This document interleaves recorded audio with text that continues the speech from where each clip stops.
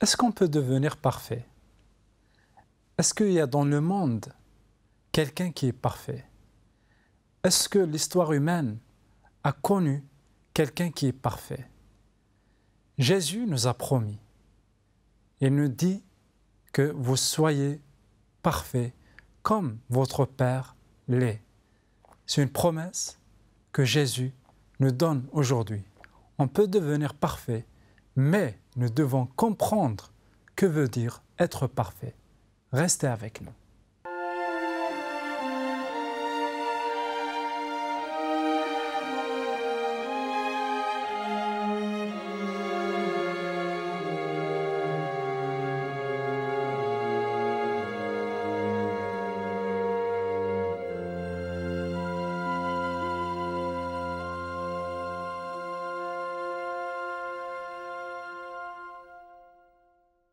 Bonjour et bienvenue pour une nouvelle émission, une nouvelle promesse avec Pasteur Pierre Péchou.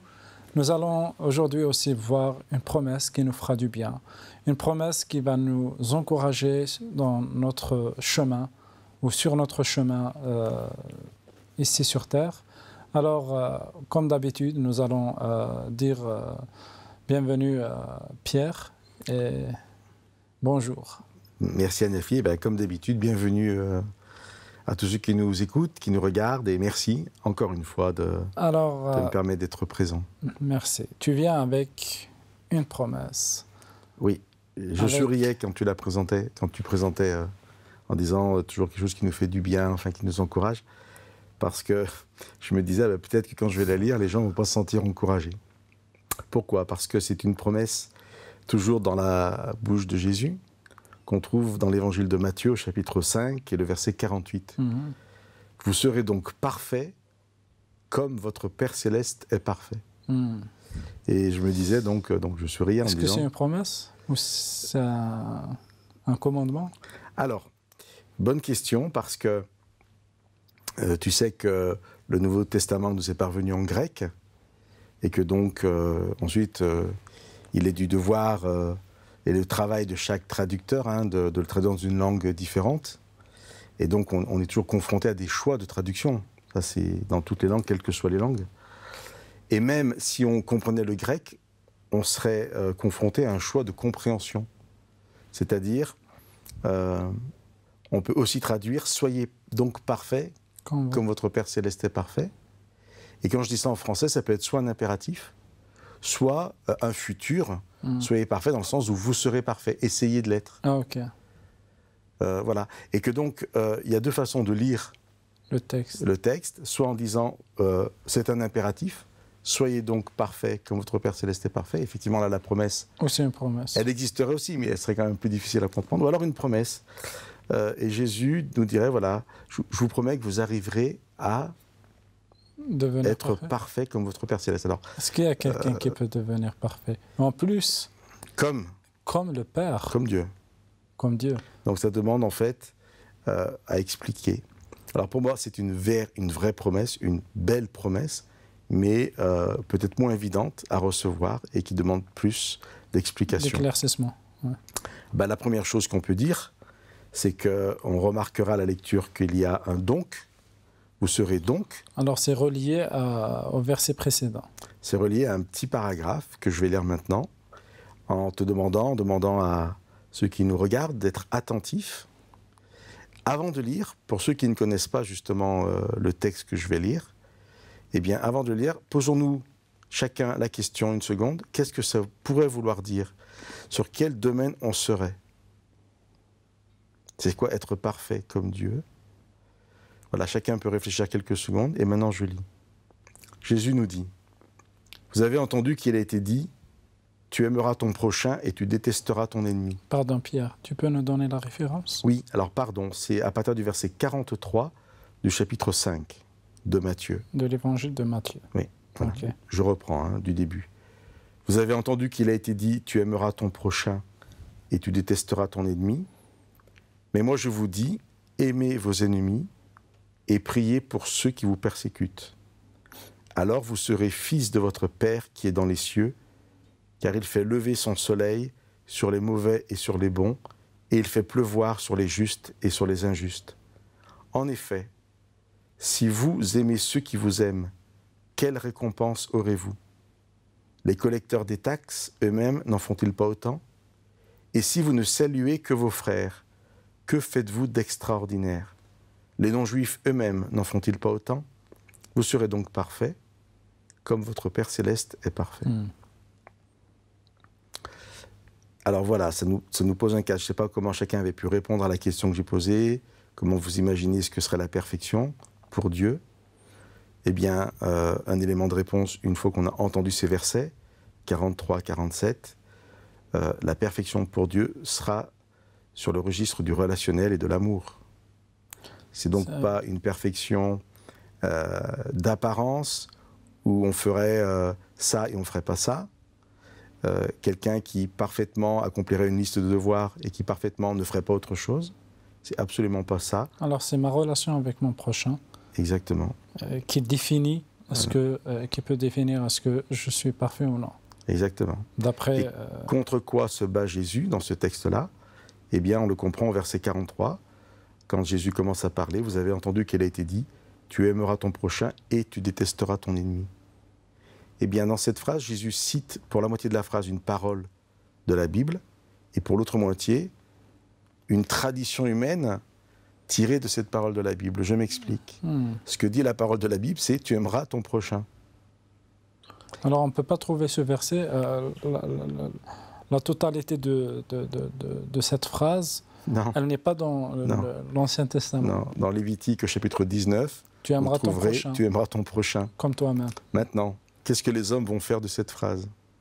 Peut-être chercher à aimer leur prochain, mais surtout restreindre le prochain au cercle très proche et dire c'est super, je dois aimer celui qui est à côté de moi, mais tout le reste, je peux le détester.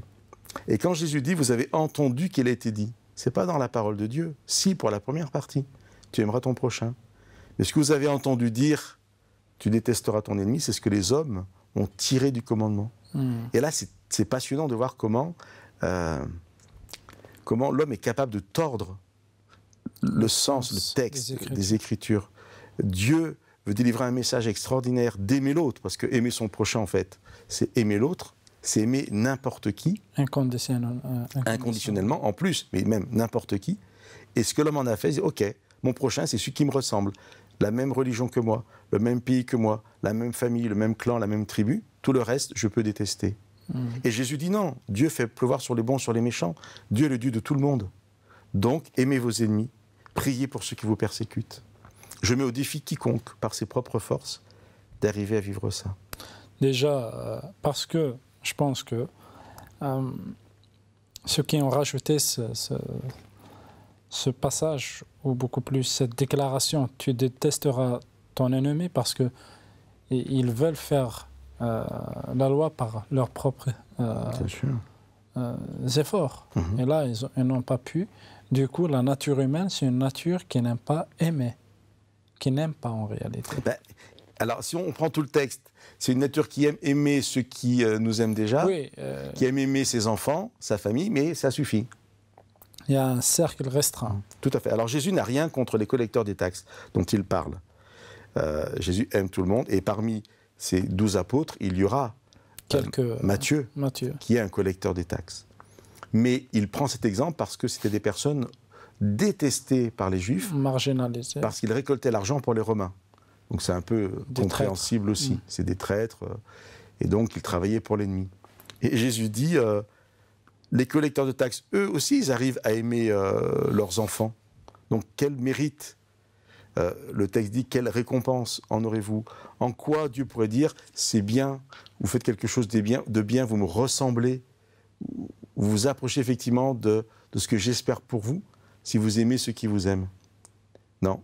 Et donc, je répète quand même ce qui est écrit, c'est Jésus qui parle au verset 44, « Aimez vos ennemis et priez pour ceux qui vous persécutent. » J'imagine effectivement qu'on ne peut pas aimer quelqu'un qui nous persécute, on n'est pas masochiste.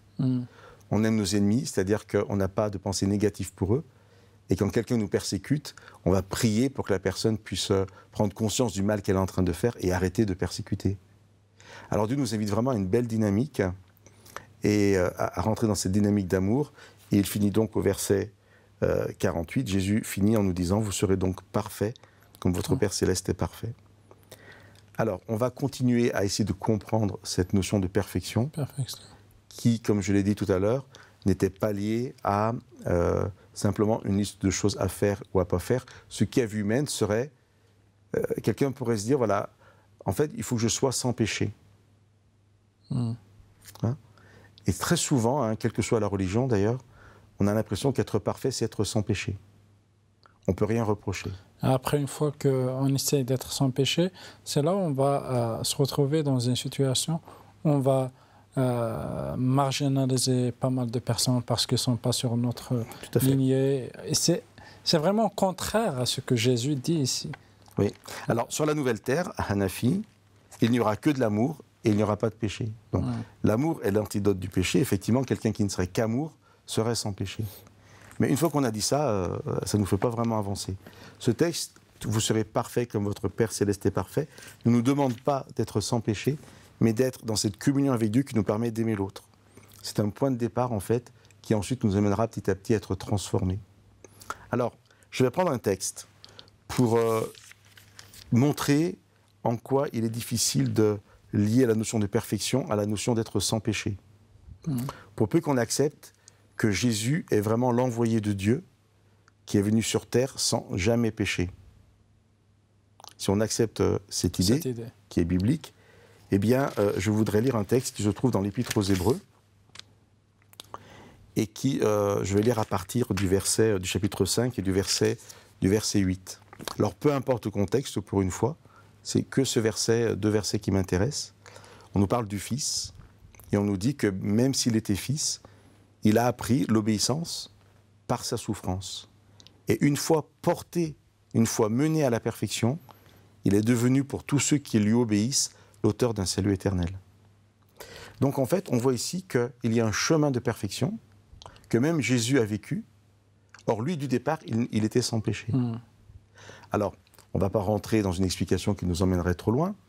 Bien entendu, la comparaison entre nous et Jésus est toujours limitée, puisque justement nous sommes pécheurs et que lui ne l'est pas. Mais le fait qu'on voit que même lui, dans d'autres circonstances, a vécu un chemin qui l'a amené à une forme de perfection, eh bien ça montre bien que quand Jésus nous demande nous-mêmes d'être parfaits, ce n'est pas forcément par rapport au péché, parce que Jésus n'avait jamais péché et qu'il est quand même devenu parfait, et que c'est vraiment en termes de relation, en fait, que Dieu veut que nous nous inscrivions dans cette relation avec lui. On y sera développé dans la deuxième partie ce que Dieu attend de nous. Ok, merci beaucoup Pierre. Alors on va attendre la deuxième partie pour plus d'explications sur cette perfection dont Jésus nous demande et aussi comment la vivre aujourd'hui. Je vous remercie infiniment de nous avoir suivis pour ce moment, pour cette première partie. Alors, comme l'a dit Pierre tout au début, c'est que la promesse d'aujourd'hui, c'est une promesse un peu qui nous semble un peu comme un commandement, mais en réalité, c'est une promesse qui est à notre portée pour qu'on puisse être parfait. Mais durant la deuxième partie, nous allons voir que veut dire parfait. Restez avec nous.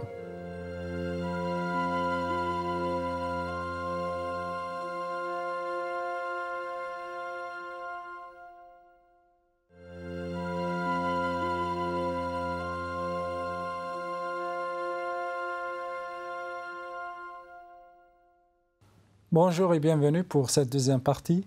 Nous avons parlé de la perfection, de la promesse de Jésus qu'on peut devenir parfait comme notre Père est parfait. C'est une promesse qui est un peu énigmatique, qu'on ne peut pas vraiment connaître le sens si on n'a pas lu cette promesse dans son contexte. C'est ce que Pasteur Pierre Péchou a fait durant la première partie. Dans cette deuxième partie, nous allons continuer et voir comment être parfait. Et aujourd'hui aussi, comment être parfait. Bienvenue Pierre pour une deuxième partie. Merci Hanafi. Alors nous sommes bien conscients qu'on ne s'attaque pas à la chose la plus facile à expliquer. Hein. Ouais, mais c'est intéressant parce que c'est dans la parole de Dieu. Tu disais, est-ce que c'est un ordre ou une promesse? Les deux. Et c'est quelque chose que Dieu nous appelle à vivre, Jésus nous appelle à vivre. Alors, je reviens un instant sur ce que j'ai dit, en résumant vraiment brièvement la première partie. On a déjà vu par rapport au contexte que cette notion de perfection s'inscrit obligatoirement dans une notion d'amour, la capacité à aimer l'autre, son ennemi, à prier pour ceux qui nous persécutent. Ça, c'est une chose. La deuxième chose, pourquoi c'est pas simplement être sans péché? Parce qu'on voit que Jésus aussi a vécu ce processus de perfection. Non pas que lui devait évoluer comme nous, mais qu'est-ce que ça veut dire dans la Bible de dire que Jésus a été mené à la perfection? En fait, on peut remplacer le mot perfection par le mot accomplissement. C'est-à-dire Jésus est venu pour une mission et il a parfaitement accompli, voilà, parfaitement accompli cette mission dans tous les termes. Jésus aurait pu, à un moment, dire stop, retourner auprès du Père, et le Père ne pouvait rien lui reprocher, justement parce qu'il n'avait jamais péché. Mais si Jésus était remonté auprès du Père avant la fin de sa mission, le Père n'aurait rien pu lui reprocher parce qu'il n'avait jamais péché, mais nous n'aurions pas été sauvés. Et donc Jésus porté à la perfection, c'est Jésus porté à l'accomplissement, c'est-à-dire il a accompli toutes les dimensions du plan du salut en restant sur terre jusqu'à la croix. Amen. Alors, je sais que ça peut être frustrant en une minute comme ça de résumer une œuvre du Christ qu'on va admirer pendant l'éternité. Mais bon, c'est comme ça. Ouais. Alors, pour aller plus loin et puis pour aider donc notre auditoire à comprendre, on va prendre un texte de l'Ancien Testament qui se trouve dans Deutéronome et qui va nous aider donc à progresser, à comprendre ce que Jésus nous demande de vivre en rapport au Père. Alors Deutéronome, c'est tout au début de la Bible et je prendrai le chapitre 18.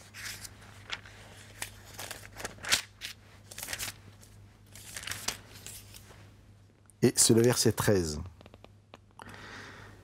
Le contexte, c'est Dieu qui dit « Dans le pays où tu vas aller, tu ne pourras pas faire comme les nations païennes qui font des abominations jusqu'à faire passer leurs enfants comme des sacrifices. Les enfants par le feu. » Vraiment, c'est atroce. Hein.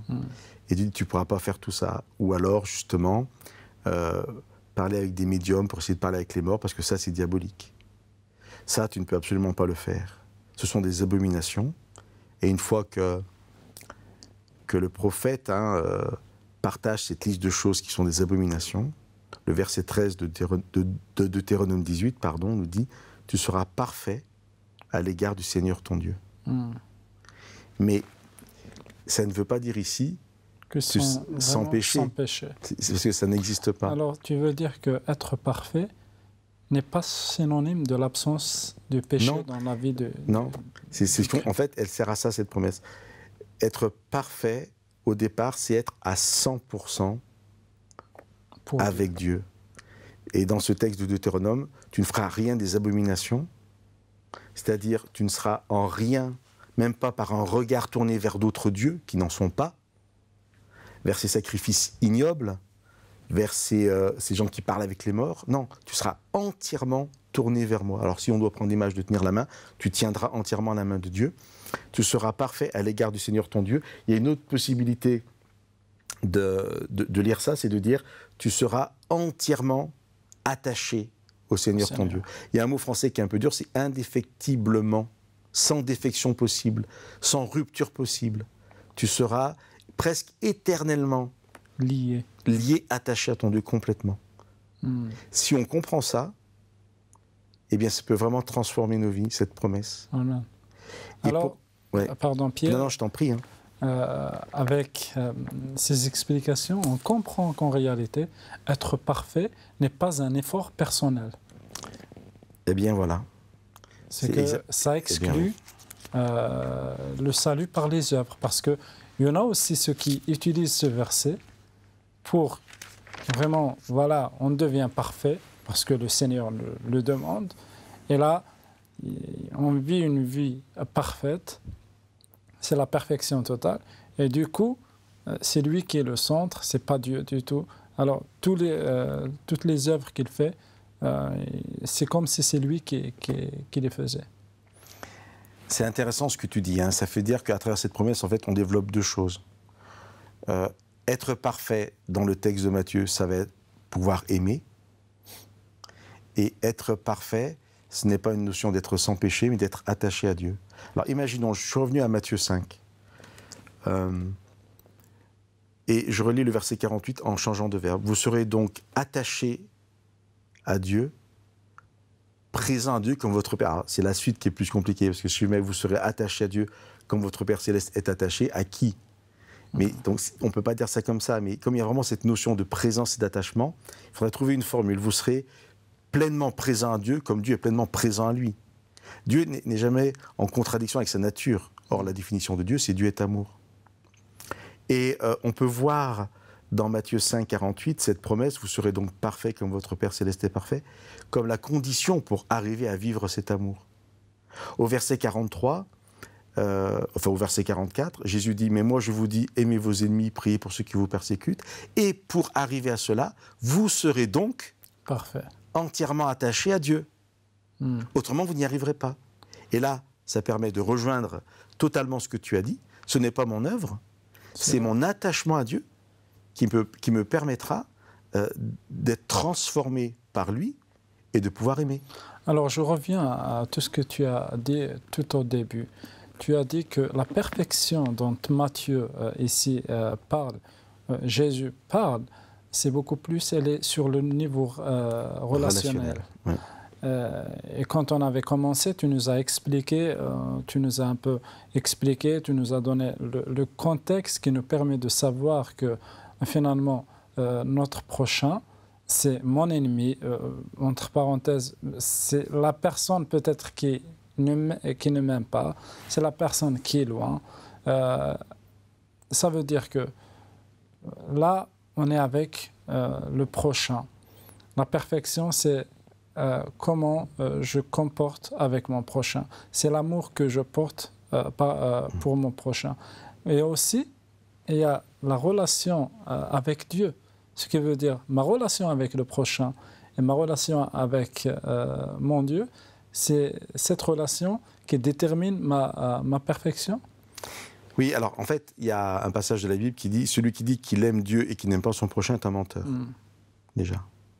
Alors en fait, il y a un ordre quand même. C'est ma relation à Dieu qui déterminera ma relation au prochain. Pour expliquer, on va prendre une histoire dans la Bible, toute simple, qui va nous aider à comprendre tout ce qu'on essaye d'expliquer.